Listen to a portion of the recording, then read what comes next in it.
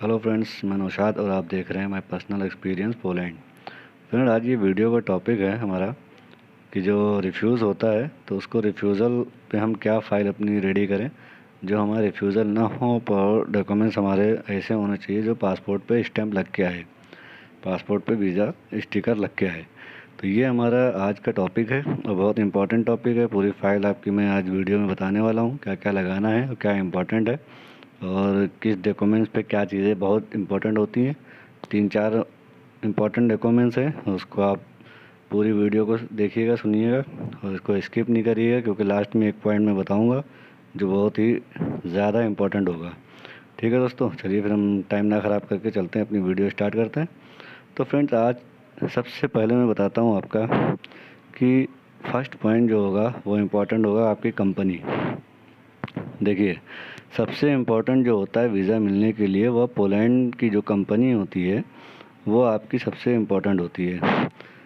तो आपकी एप्लीकेशन से पहले अगर सभी कंपनी के नाम पे अगर बहुत सारे आपके एप्लीकेशन रिजेक्ट हुए हैं, यानी कि जिस कंपनी का आपका डब्ल्यूपी आया है उस कंपनी के नाम पे अगर पहले कुछ रिजेक्शन हो गए हैं तो आपको ये मिलना मुश्किल होगा वीज़ा। ये बेसिक कॉमन सेंस है, ये आप खुद लगा सकते हैं कि मान लीजिए आपका किसी कंपनी का डॉक्यूमेंट्स आया, वर्क परमिट आया और उस वर्क परमिट उसी कंपनी की कुछ पहले रिफ्यूज़ल हो गए हैं तो आपका भी 99% रिफ्यूज़ हो जाएगा। वो इस वजह से क्योंकि फ्रेंड्स वो कंपनी का कुछ डाटा या कुछ बैकग्राउंड ठीक नहीं होता है, तो ऐसा इसलिए होता है। तो वहाँ ऐसी कंपनी हैं जो वर्क परमिट इशू करती हैं, नो डाउट, इसमें कोई डाउट नहीं है, इशू कर देती हैं, लेकिन कंपनी का कोई बैकग्राउंड नहीं होता है, कंपनी का कुछ पीछे से कोई बैकग्राउंड मजबूत नहीं होता है, ये कुछ गलत होता है कंपनी में, तो इस वजह से उसमें रिफ्यूज़ल होता है। ठीक है, अगर कंपनी अच्छी है तो लगभग बहुत अच्छे चांस होंगे आपके वीज़ा स्टैम्प होने में। तो कंपनी आपकी अच्छी होना चाहिए और ऑलरेडी वहाँ पे कुछ लोग काम कर रहे होने चाहिए जिनका स्टैंपिंग हुआ होता है, तो वो वीएफएस एम्बेसी जो होती है वो सर्च कर लेती है। तो यानी कि अगर वहाँ पे कुछ लोग बाहर के काम कर रहे हैं कंपनी में, आउट ऑफ कंट्री के, जैसे इंडिया, नेपाल, बांग्लादेश, पाकिस्तान, इस कंट्री के जो एशियन कंट्रियाँ हैं, अगर यहाँ के लोग वहाँ काम कर रहे होते हैं तो वह एक बहुत बड़ा पॉइंट, प्लस पॉइंट होता है कि चलो ये कंपनी अच्छी है और सभी को काम दे रही है तो इस बंदे को भी काम देगी। ठीक है, यानी कि जो आपकी प्रोफाइल होगी उसको देख के वीएफएस में वो उनको पता चल जाएगा कि ये कंपनी अच्छी है, इसने पहले भी लोगों को काम दिया हुआ है और इस बंदे का जो डॉक्यूमेंट्स आए हैं इसको भी काम देगी। तो इस पॉइंट पे आपका वीज़ा स्टैम्प होने के चांसेस बहुत ज़्यादा हो जाते हैं। तो ये आपका फर्स्ट पॉइंट हो गया, यानी कि आपको अपनी कंपनी को बिल्कुल अच्छे से वेरीफाई करना है कि हमारी जिस कंपनी के डॉक्यूमेंट्स आए हैं ये कंपनी क्या है, ठीक है, कैसी है, इसमें कितनी मजबूत है, कितना सब कुछ बढ़िया है कंपनी का। तो आपका एक पॉइंट बढ़ जाता है वीज़ा लगने का। अब सेकंड बात हम कर लेते हैं आपका सर्टिफिकेट एक्सपीरियंस का। तो ये सर्टिफिकेट एक्सपीरियंस क्या होता है, यानी कि जो आप वर्क करते हैं उसका आपके पास सर्टिफिकेट होना चाहिए और एक्सपीरियंस का लेटर होना चाहिए। अगर आप मान लीजिए कंस्ट्रक्शन लाइन के कारीगर हैं, बिल्डिंग लाइन में, और आपके पास उसका सर्टिफिकेट है, मान लिया आप मेसन हैं या प्लास्टर करते हैं या आप वो इसका फोल्डर हैं, तो उसका आपके पास सर्टिफिकेट होगा और ये आपका सर्टिफिकेट भी होगा और एक्सपीरियंस लगाना होता है कि हमने यहाँ यहाँ पे काम किया हुआ है और ये सब आपको दिखाना पड़ता है। तो इन दोनों चीज़ों के पास का वीज़ा लगने के चांसेस और डबल हो जाते हैं। मान लीजिए कि आपका एक डॉक्यूमेंट्स हो गया, कंपनी सर्च कर ली, कंपनी अच्छी है, और एक ये सर्टिफिकेट। अगर आपके पास स्किल है, काम आता है, तो आप उसको वो वीज़ा देंगे आपको इस पॉइंट पे कि ये बंदा स्किल्स है, यानी कि आपकी ज़रूरत पोलैंड में है आपकी। और ये कंस्ट्रक्शन लाइन की जो काम होता है दोस्तों, ये बहुत ज़्यादा इंपॉर्टेंट समझ लीजिए, इसलिए होता है क्योंकि वहाँ पे ये कोई काम करता नहीं है, वहाँ जो लोग होते हैं वो ये काम नहीं करते हैं। ठीक है, तो वो आउट मतलब वो दूसरा काम करते हैं, अच्छी जॉब करते हैं, होटल्स में, इधर उधर वेयर हाउस में, ऐसे वो लोग काम करते हैं। तो आपको ये काम करने के लिए कंस्ट्रक्शन में वीज़ा देने के लिए आपके चांसेस बढ़ जाएंगे। तो अगर वहाँ पे जैसे ज़रूरत है, कंपनी में बहुत ख़ास ज़रूरत है, आपका मिशन नहीं है, उन्होंने कंपनी ने डॉक्यूमेंट्स लगाया हुआ है कि हाँ भाई इस बंदे की हमें ज़रूरत है, तो वो आपका वीज़ा लगने के चांसेस बढ़ जाते हैं। अब ये देखिए भाई, रिजेक्शन क्या करता है। रिजेक्शन जो हो जाता है, अगर पहले मान लीजिए आपका रिजेक्शन हुआ है किसी वर्क परमिट पे, तो उस पे जो है आपका डॉक्यूमेंट्स पे उसी डॉक्यूमेंट्स को अगर आप फिर से वेरीफाई करते हैं, तैयार करते हैं और जाते हैं तो भाई चांसेस बहुत कम होते हैं।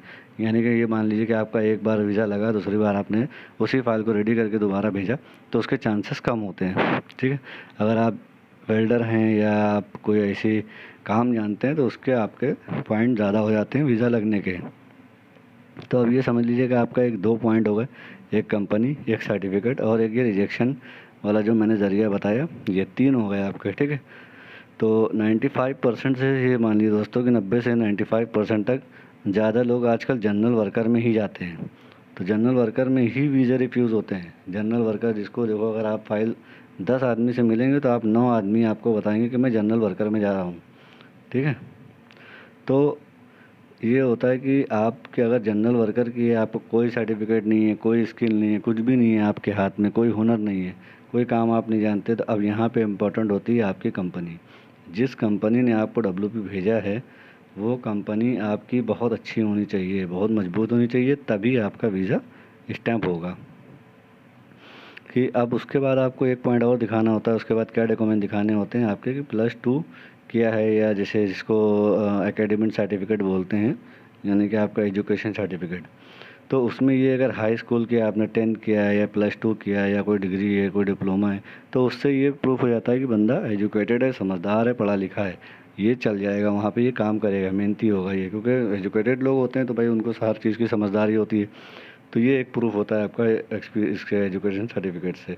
लेकिन रही बात अगर इंग्लिश प्रूफ करने की, तो अभी भाई आजकल VFS में कोई जो है इंटरव्यू नहीं हो रहे हैं, वो सब ख़त्म हो गया है। इंटरव्यू VFS में पहले होते थे, इंग्लिश प्रूफ की ज़रूरत होती थी, वो सब अब कुछ नहीं है।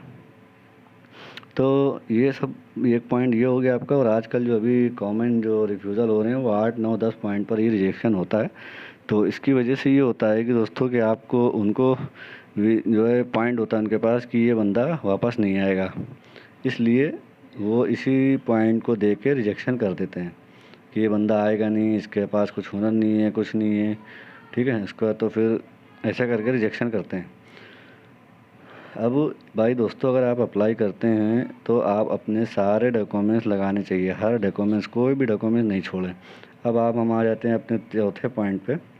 तो एक पॉइंट हो गया आपका कंपनी, दूसरा हो गया सर्टिफिकेट, तीसरा हो गया रिजेक्शन का पॉइंट जो होता है। ठीक है, एक हो गया एकेडमिक सर्टिफिकेट। अब आज हम आ जाते हैं चौथे पे, कवरिंग लेटर। दोस्तों ये कवरिंग लेटर ये क्या काम करता है, ये बहुत इंपॉर्टेंट डॉक्यूमेंट्स है जो जहाँ पे उन्होंने 8, 9, 10 पॉइंट दिए होते हैं रिजेक्शन के। तो ये कवरिंग लेटर आपका काम करता है आपको रिटर्न आने की गारंटी। यानी कि उनको 8, 9, 10 पॉइंट में ये होता है कि ये बंदा वहाँ जाएगा हमारी कंट्री, वहाँ से वापस नहीं आएगा। अब आपको कवरिंग लेटर में ये लिखना होता है कि मेरी फैमिली मेम्बर इतने हैं और मेरे फादर हैं, मेरे फादर की ये प्रॉपर्टी है जो मैं वापस आऊँगा और वापस आकर यहाँ पे अपना काम करूँगा। मेरा जाने का पॉइंट ये है कि मैं थोड़े से अपना पैसे इकट्ठा करने हैं मुझे आके, ताकि मैं यहाँ पे आके अपना वर्क और अपना बिजनेस चालू कर सकूँ। ठीक है, ये पॉइंट होता है। और अपनी कंपनी में लिख सकते, आप ये भी लिख सकते हैं कवरिंग लेटर में कि भाई मेरी कंपनी है, मैं उसके साथ रहना पसंद है मुझे, मैं उनके बिना नहीं रह सकता, ऐसा कुछ आपको लिखना पड़ता है। तो दोस्तों ये मैंने आपको जो पॉइंट बताए हैं ये इम्पोर्टेंट पॉइंट है। तो ऐसा सब आप लगाएंगे, ये सब डॉक्यूमेंट्स लगाएंगे। और एक डॉक्यूमेंट जो अब आता है आपका बैंक सर्टिफिकेट। तो इसमें आप जो कवरिंग लेटर में आप ये भी चीज़ दिखाएंगे कि मेरे पास इतनी मतलब इतना बैंक बैलेंस है, इतना मेरा अकाउंट है मैं यहाँ पे, और मैं अपने अकाउंट में इतने पैसे रखे हुए हैं। तो आप अपना बैंक सर्टिफिकेट लगाएंगे, ये भी आपकी फ़ाइल मजबूत करेगा। ठीक है, और अगर आप स्टूडेंट में जा रहे हैं तो फिर तो आपको बहुत सी चीज़ें दिखानी पड़ेंगी। आपको अपना वहाँ पे ट्यूशन लेना है, स्कूल की फ़ीस भरनी है, और आपका ये सब वगैरह ये सब लगता है। वो तो चलिए उसमें लगता है वो स्टडी वीज़े पे, कोई बात नहीं, उसकी अलग बात है। तो वही देखिए, मैंने ये चीज़ आपको बताई कि आपकी कंपनी बहुत ज़रूरी है, जिस कंपनी में आपका नाम पर वर्क परमिट आपको मिलता है तो वो बहुत ज़रूरी होता है कि वो अच्छी होनी चाहिए। उसके बाद आ जाता है आपका सर्टिफिकेट, और वर्क परमिट से सबसे इम्पॉर्टेंट है अगर आप जनरल वर्कर में जा रहे हैं तो आपका एक्सपीरियंस दिखाना है, और ये इम्पॉर्टेंट है। ठीक है, और आपका कवरिंग लेटर कि मैं वापस आऊँगा, इन सब पॉइंट को ध्यान में रखना चाहिए भाई। तो अब ये मैं आपको बता दूं कि भाई ये सब मैंने आपको 4-5 पॉइंट बताए हैं, इस पे आप ध्यान दीजिए, वर्कआउट करिए। ये सब चीज़ें आपकी जो इसमें मोस्ट इम्पॉर्टेंट है वो आपका वर्क का जो सर्टिफिकेट होगा वो होगा।